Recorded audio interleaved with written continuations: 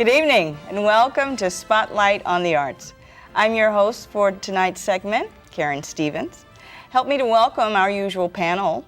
First, we have Mr. Bill Hirschman, arts journalist and chief critic for FloridaTheaterOnStage.com. Our producer for this program, Miss Iris Acker, who is also an actress and author. And standing in for our Mr. Michael McKeever is playwright Dan Clancy. Welcome, everyone. Our guest this evening is Mr. Thomas Proctor. He is the president, personal manager, horn player of the Greater Miami Symphonic Band. Welcome. Well, thank you very much. It's nice to be here tonight. So let me start off by asking, how long have you been with the Symphonic Band and how you came to be the president and personal manager? Well, when you don't show up for a board meeting, somebody votes you in. That's what happens. The band started in 1979 as an outcrop of the University of Miami Band of the Hour Alumni Association. Alan Tabbs and a group of guys who he led, the people, started the community band. I heard about it in September of 1981, and that's when I just showed up and I joined. And you've been with it the entire time? Been with it that long. We had various presidents over the year. We had a president, Norris Seert, who was president for 17, 18 years, I guess. And he kept saying, and I was chairman also at the time. So he said, Tom, you really should be president. Well, the company that I was a music editor for had a layoff in February of 2012.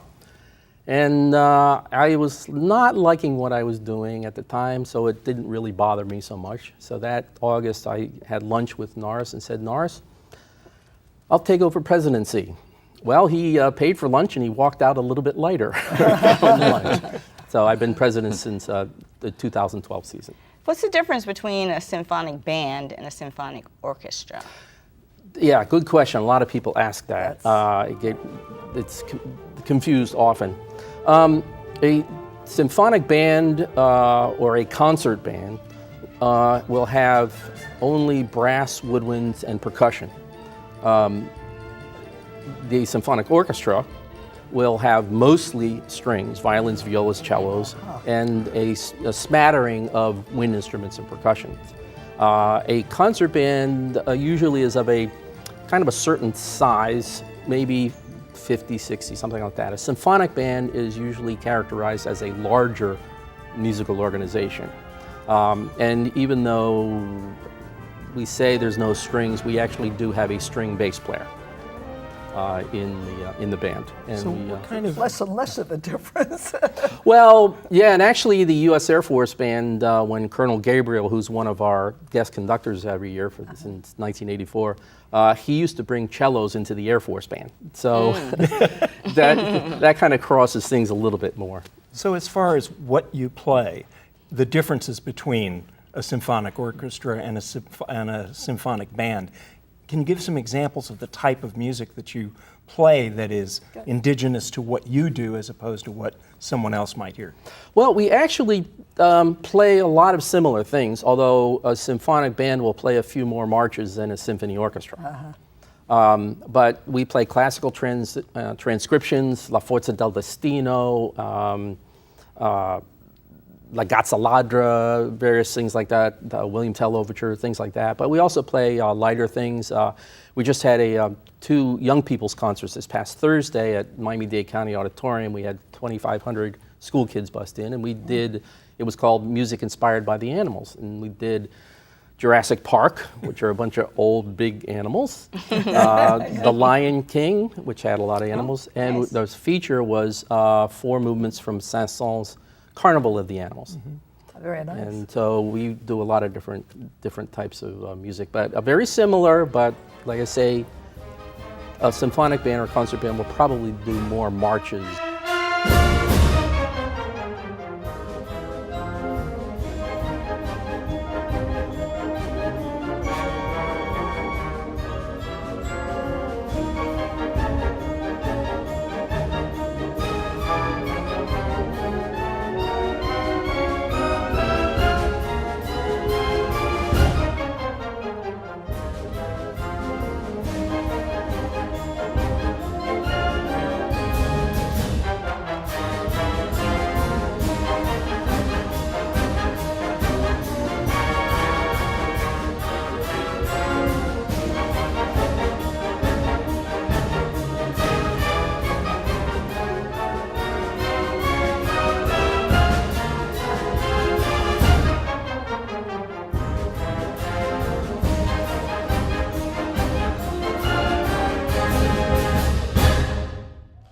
How many musicians do you have usually?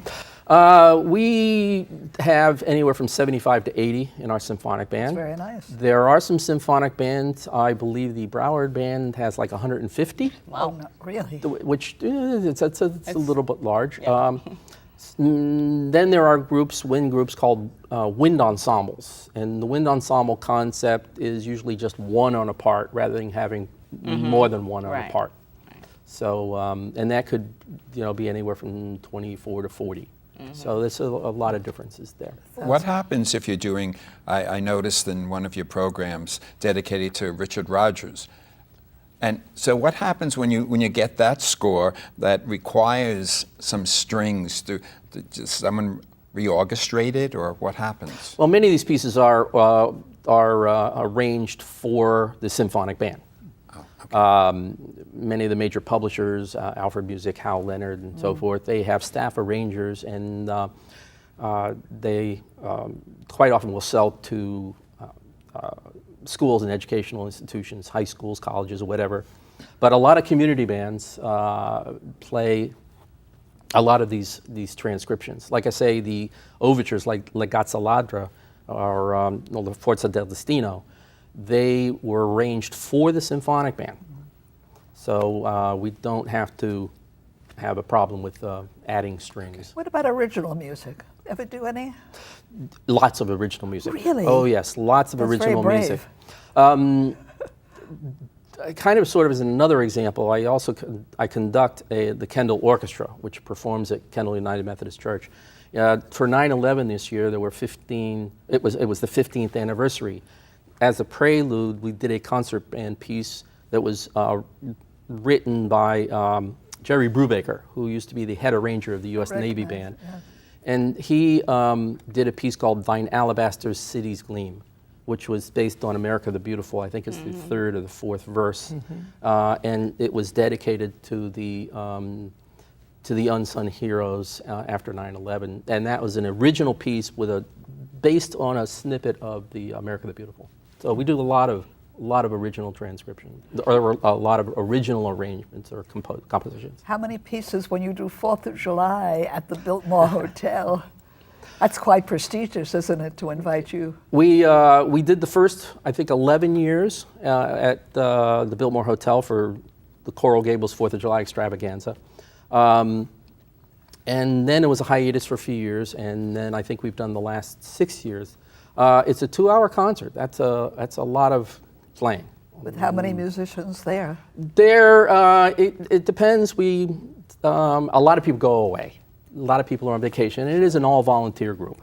So we do with what we can, but we can have, I think this past year we had about 45 or 50 people playing.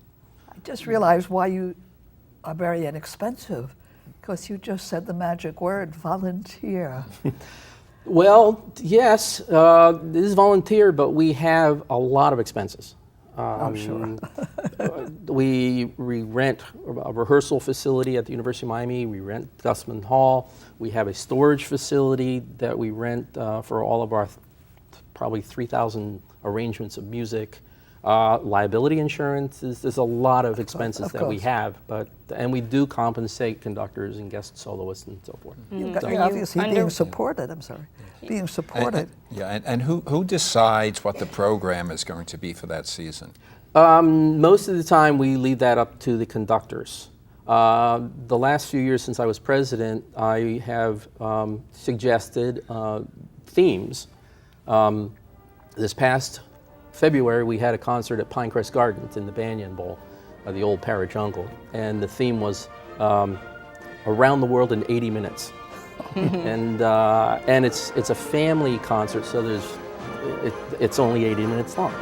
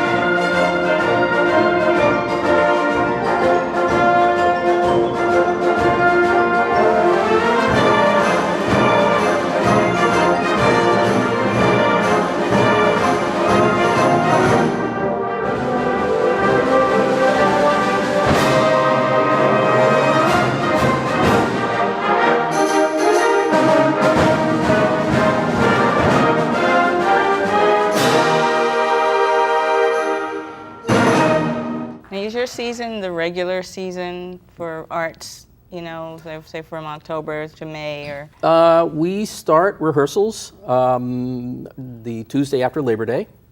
We do all the way through to the 4th of July. We do 5 Gusman concerts. We do 2 Pinecrest concerts. We do our Young People's concert in October. We also have a chamber concert. Members of the band and some friends do solo and ensembles on a Sunday afternoon at Kendall United Methodist Church. I'm the liaison with that one. And then, of course, the 4th of July. So we do about 9 concerts a year, which is longer than most community bands would do. They usually do either the summer or they'll do the winter season, but it's rare that we go all the way from September to... Always at the Dade County Auditorium? The Young People's Concert at the Dade County Auditorium. Is that performed by young people or for young people? Or For both? young people. I see. Yeah, we have a lot of the schools that bus in. We do 2 mini concerts. We do a concert at 10 o'clock that Thursday morning, and we do an 11:30. So we do back-to-back concerts. And you that. always have some guest performer that you highlight? On all of these concerts, it varies. This year, we're having 4 guest conductors. Or do you have like your fans have a greatest hits list that they want to hear over and over? Well, there are certain things that we do over and over, like Stars and Stripes Forever and America the Beautiful. We keep that in the folders all the time, but we keep track of every piece that we play, and we try not to repeat it very often. We have a wide variety of pieces that we can play as transcriptions of classical pieces, original pieces, arrangements of Les Mis or something like that. We have a whole lot of things that we can do. Where did you receive your training as a musician? I went to what was then called the Lowell State College in Massachusetts. It was it was a state school, but it was the main school in that whole area to train music teachers throughout there. It eventually was combined with Lowell Tech. It became University of Lowell, and now it's part of the UMass Lowell whole system. And then I taught elementary music for 3 years. One of the summers I conducted the town band then. Then I worked at Allegro Music in the Coral Gables for 10 years, and then I was in publishing for 26 and a half years, 6 years in sales, and then I was an instrumental music editor for the rest of that. What age did you pick up the horn, and did you know right away this was going to be your instrument? No, actually, my family sang all the time. We would go on vacation. My father drove, but he had a tendency of falling asleep. So there were 5 of us in the family, so we would all sing. In 3rd grade, they handed me this thing called a flutophone, and I couldn't get it. She was writing cabbage on the blackboard. I thought, what does cabbage have to do with music? Well, it was the musical alphabet, C-A-B-B-A-G-E. So 4th grade, before 4th grade, I took a listening test of playing 2 notes and were they one higher or lower the same, and I passed it. So I tried out, and I actually started on cornet, a little trumpet. But there was a kid the next year that had the French horn. I thought, wow, that's a beautiful instrument. In junior high school, I played baritone horn also. I played a little French horn for 2 concert seasons, but trumpet during marching band, and I played sousaphone for 2 years. So I got into college, and after a week, I thought I had no lessons, and all these kids had lessons. So after a week, I thought I'm not going to make it. So in brass ensemble, there was only 1 horn, and the professor, who was the trumpet teacher, said, "Have any of you trumpets ever played horn?" I said, "Yeah, I did." And he said, "Well, we'll give you a horn player here." And after that, I changed my major. That was So a lot of people, in what I've done, well, in the 2nd year, I got in the wind ensemble. The 3rd year, they started a new ensemble, and I became principal horn. And so it was a path that I took that changed my life. Wow. It's amazing. I was, a number of years ago, we went to Paris and Lourdes, with Our Lady of Lourdes Academy Singers. They did an operetta called Bernadette, and my wife designed the scenery, and they said, well, we can use a French horn player. So I had an opportunity to go to France and play, all expenses so you paid. did. So we get... What amazes me is the amount of musicians that you have who are volunteers. I mean, Yeah. I know the other symphonies in town are all paid musicians. It's amazing. I think it's wonderful that they're willing to. Alhambra Orchestra is a volunteer group. It's a volunteer orchestra. And they play concerts like us. They play at Ransom Everglades. Do you find it difficult to juggle being a member of the band and being the personal manager and president? Is that a hard? Well, when I was at Allegro, I was manager for 8 of the 10 years I was there. When I got to Columbia Pictures Publications, I was in sales. I was account executive, and after 3 years, they asked me to be the educational sales manager. And some of the people that I were co-account executives with were, now I was going to be their boss. And in fact, I didn't want it. And I went to some of these friends and said, hey, they asked me to do this. If I don't do it such and such or such, and they go, no, please, Tom, you do it. But I also said to them, you're my friends, I'm going to be harder on you so it doesn't show playing favorites. And that has come all the way through my life. And being personnel manager, it's been really very, very smooth. As you can tell, I'm very introverted. But I am very reflective, and I understand. In my church groups, I have people all the way from in their 20s to in their 80s. People have been playing. One lady didn't start clarinet until she was 70. Wow. And she says, Tom, I don't know how you do it. You criticize people and we laugh. So I really try to be understanding of people. And every once in a while, as you know, you've got to be Do you have young people in the symphonic band? Oh, yes. I mean, there's a perception that interest in playing in orchestras and bands is dwindling. Is that a misperception? The thing is that there is not many jobs to actually make it. Most of the people that you'll find playing in the symphonies or whatever, they have multiple jobs. They're teaching, they're playing in chamber groups, they're playing in various orchestra, Miami or Miami Symphony, or they're playing in a lot of different places in order to make a living. With our group, there is a professional band called the Miami Wind Symphony, which I also play in.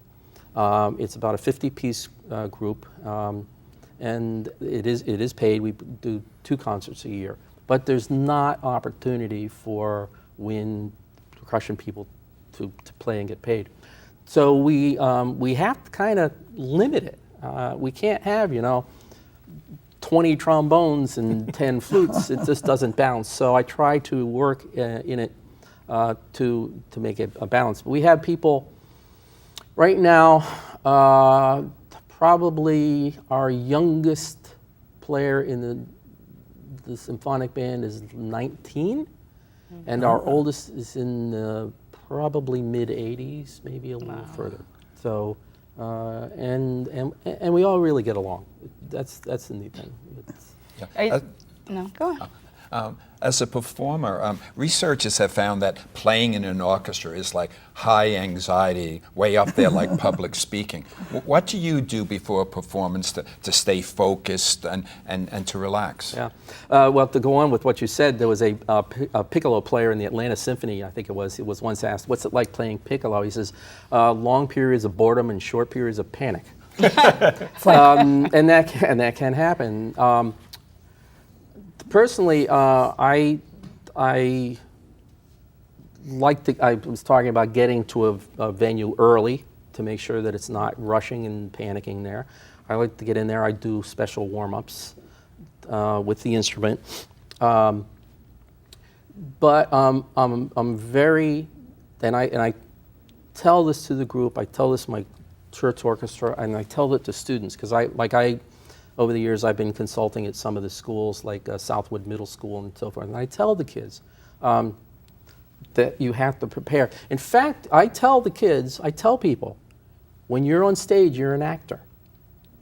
Because when I was acting, I realized that no matter what happened, somebody over here could be having the solo or be having the speaking part, but someone in the audience is looking over there. So you know how that is, you know? So in the band, I said, when you're on stage, you're an actor. And what you're doing is you're giving the emotion of the piece through your instrument. And you have to portray that so that you can do it. But I really feel that you have to relax, you have to focus and concentrate. And sometimes, you know, when you have one of those charming moments when you make a mistake, you have to immediately refocus. And one time years ago, I was doing a piece called Pineapple Pole. In the second movement, the clarinets have a chorale, beautiful little chorale, and they end on a concert C flat. Well, the horn comes in on pianissimo on a concert C, high concert C. Okay, so you go in for it. Well, then I practiced it and it was fine. And in concert with Colonel Gabriel conducting, I just had this mental lapse, and I thought, oh no, and I hit the high G, and I thought, thank goodness, and I clammed the second note. And I immediately thought, I have to refocus and play this solo better than I have ever played it in my life. The funny thing is, after the concert, my biggest critic, my wife, said, that solo was beautiful. And I said, did you like how I was emoting so much that I added an appoggiatura? And but that's the thing is, and I tell kids, this is something that you have to focus because you're an actor on stage and you have to play the part.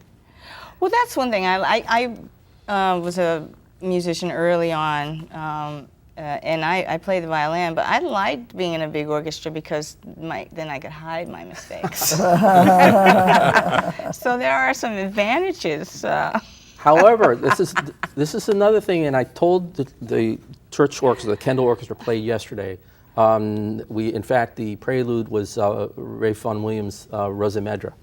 And I said, you're playing good as a group, but what you have to do is it's all your individual performances that make up the group. You have to make sure that you play your part right, because it's important. You can't hide. No, there is no And believe hiding. me, they know they can't hide. And when Colonel Gabriel's up there, he knows everybody's note. Third trumpets, that's a G flat. So they know it. Right. They do know exactly. that. But hey, you play violin, come play with me. Oh no, it's been too many years now. Never too I many don't years. even know if I remember how to play. But I'm going to keep your card just in case. Do that for sure. Your website is? Our website is under reconstruction right now, Okay. but it is www.gmsb.org. And we are on Facebook. Slower. Okay, so www.gmsb.org. Greater Miami Greater Symphonic Miami. Band. Okay. .org. Awesome. Thank you so much. It's been great having you here Well, today. thank you for having me here. Yes, It's wonderful. yes. And I'd like to thank our panel, and thank you for joining us tonight on Spotlight on the Arts. Join us next week when we'll have another great guest. If you'd like to know what's going on in the arts in the South Florida area, visit floridatheateronstage.com. Thank you, and have a great night.